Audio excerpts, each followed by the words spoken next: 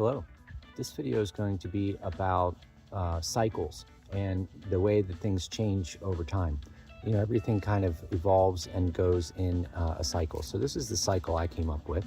Listen, love, learn, and rejoice. And so let's go through this step by step. You know, in the beginning, you might have some ambition and you might want to identify what it is that you want to be like. So you listen, you go out there in the world and you observe, kind of like how I'm in nature right now. You go out and you find things that excite you and you find enjoyment. And as you begin to appreciate those things, you then become, almost ready to love and admire it, okay? And so that's where we have love and respect, so the cycle is going to continue. It's going to keep evolving on. So that's where, as you begin to appreciate things more, you start to learn. You start to say, you know what, these are natural processes. These are core memories that need to be situated in your life.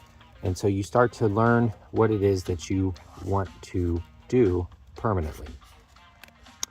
And at that point, you're glad, you're happy that everything moved forward. And so you start to rejoice. You start to say, you know what, I appreciate all of the beautiful things that I have in this world.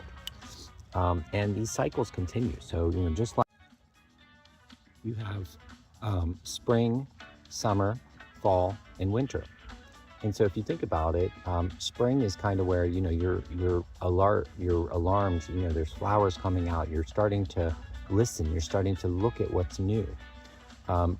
Summer is kind of like where you start to become in love with everything, kind of like the sun is shining on everything and you start to see that everything makes sense and you start to appreciate and admire the land or the things.